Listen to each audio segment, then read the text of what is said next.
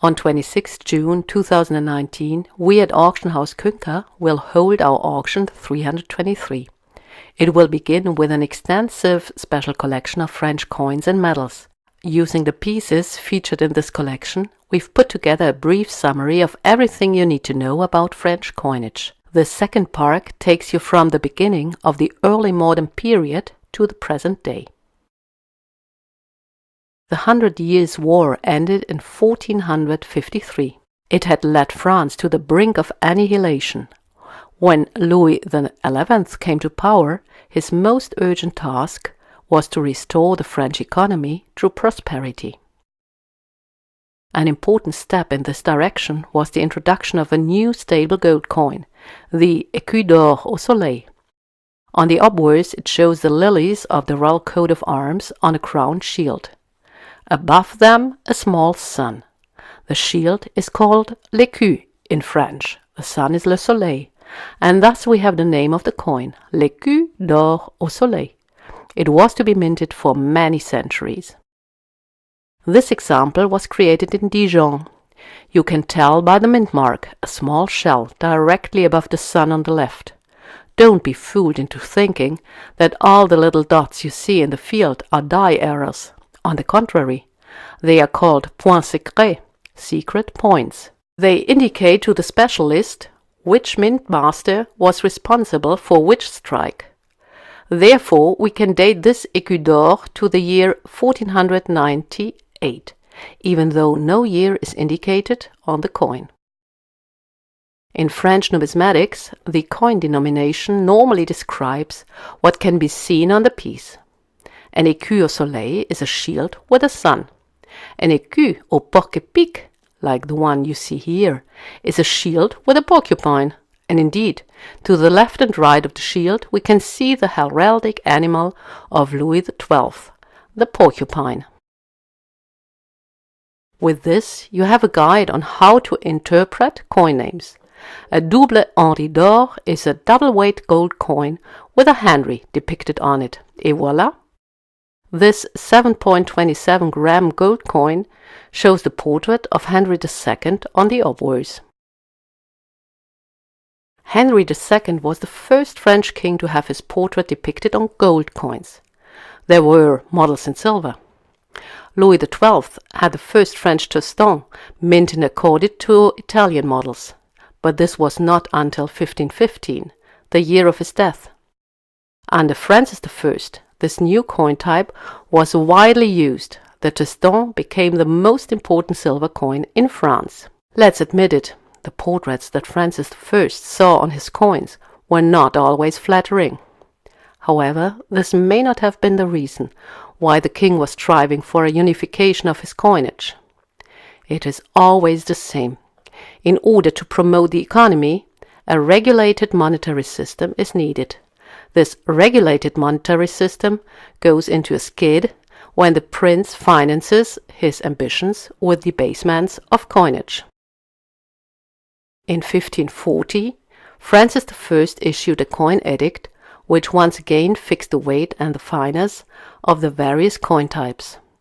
This was a well-known procedure. What was new was that he assigned a letter as mint mark to each royal mint. This enabled every user to see where their coin came from.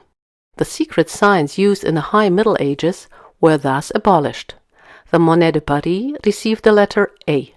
Rouen, where this coin came from, received the letter B, and so on. We have arrived at the period of the Wars of Religion, more precisely at the reign of Charles IX, who ruled from 1550 to 1560. He went down in history mainly because of the bloody events of St. Bartholomew's Day massacre. His brother, Henry III, who followed him, did not succeed in ending the wars of religion too. However, in terms of monetary history, he was of decisive importance for France. It was under his rule that the silver franc was minted for the first time. Franc, this was the name given to the new heavy silver coin, which was mainly minted in half and quarter pieces. As is the case here, where you can see a half franc of 1588. You can tell that it was produced in Poitiers by the letter G. Henry III was murdered, and Henry IV of the House of Bourbon took over the government. He had no resources for a representative coinage, which is why very few gold coins like this écu d'or au soleil from his reign have survived. Henry IV was also murdered, and his son Louis XIII, who was not even 9 years old, came to the throne. Although the court considered him incapable, the still young ruler succeeded in stabilizing the country in cooperation with Cardinal Richelieu. Of course, this also included a solid monetary system. In March 1640, Louis XIII carried out his reform. It brought a new denomination, the louis d'or, which was something very unique from a technical point of view. Unlike the pieces minted before the reform, the new louis d'or was completely round because it was coined in a ring. With a rimming machine, the edge was shaped additionally, so that it was immediately obvious if a fraud had rasped off some gold from the edge of the coin. Today, our eyes are used to such coins, but compare this piece with an écu au soleil minted before the reform, and the difference will become clear. In addition, the reform of 1640 finally brought France a coin in thaler weight. They were called écus blancs, white shield, after the depiction on the reverse, or louis d'argent, in contrast to the louis d'or. By and large, Louis XIV and the XV adhered to the system, even though their coinage appears much more varied than that of their predecessors, due to the many different variations of the coin design. There's the louis d'or with a short strand, the louis d'or with a long strand, the louis d'or with a spare head, the louis d'or with a wig and the 8 L's, the louis d'or with a shield, the louis d'or of Noailles, named after the then Minister of Finance, or the louis d'or with the cross of the Holy Spirit, and many, many more. These changes made sense, at least for the king. At its introduction, the louis d'or weighed approximately 6.7 grams. Then Louis XIV fought his wars and Louis XV held ruinous feasts.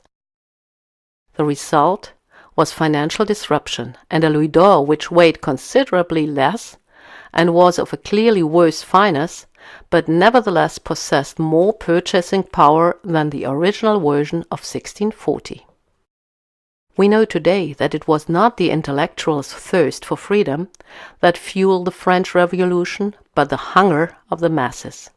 They were desperate because the traditional economic system put them at a disadvantage and brought them to the brink of extinction at the slightest fluctuation in grain prices. Nevertheless, after the siege of the Bastille, it took more than 6 years for the People's Assembly to create a fair coinage system in which the small change of the poor was treated in the same way as the gold and silver coins of the rich. The new coin was based on the decimal system. 100 centimes were worth 1 franc. Gone were the days when you had to pay a high surcharge to exchange gold coins of stable value for small change. The new currency spread at lightning speed. The revolutionary armies captured enough silver to completely replace the old royal money with new revolutionary coins. Since then, the franc has remained the currency of France, whether under Napoleon, the returned Louis XVIII, the citizen king Louis Philippe, Napoleon III, or, after the defeat of 1870-71, the Third Republic. Franc was part of French identity until 1989, when the Berlin Wall came down and François Mitterrand made France's agreement to a reunification of Germany dependent on the German government agreeing to the introduction of a European currency. This was the end of French coinage history, and the beginning of a European coinage history. We at the Künker Auction House are delighted to invite you to our Summer Auction 2019. Please don't hesitate to contact us if you have any questions.